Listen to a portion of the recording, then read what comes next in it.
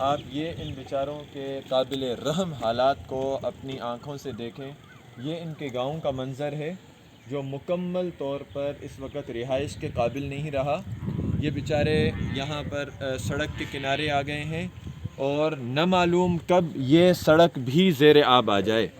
کچھ پتہ نہیں ہے کہ یہ سڑک کب زیر آب آتی ہے۔ ان بیچاروں کا آخری سہارا اس وقت یہ سڑک ہے۔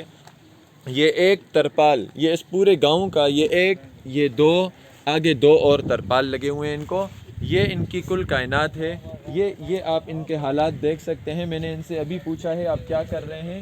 یہ کہہ رہے ہیں ہمارے جانوروں کا، ہماری مال مویشی کا بھوسا ختم ہو گیا تھا، پانی میں ڈوب گیا تھا، یہ اس کو آہستہ آہستہ سکا کر اس طرف رکھ رہے ہیں، یہاں سے اٹھا کر یہی مویشی کو یہ اپنے کھلائیں گے۔ یہ ان بیچاروں کی یہاں حالات ہیں۔ البرہان کی جانب سے آج ان کے پاس پکا پکایا کھانا پہنچا ہے۔ کل انشاءاللہ تعالی ان تک مزید سہولیات بھی البرہان کی طرف سے انشاءاللہ تعالی پہنچیں گی۔ اور اب ان سے پوچھتے ہیں کہ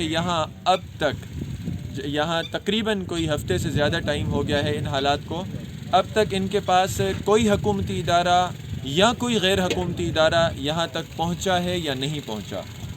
جی ادا تہاں تائیں ہن محل تائیں کوئی تہاں جی امداد کوئی اڑی شے کو پگو ہے؟ نہ کوئی حکومت وارو آयो आहे असां ॾे न लड़ी आयो आहे न कोई। اردو میں چوندو؟